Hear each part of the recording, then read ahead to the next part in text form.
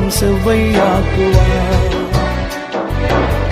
கலங்காதே, திகையாதே, நிச்சயமாகவே முடிவு உண்டு. கலங்காதே, திகையாதே, நிச்சயமாகவே முடிவு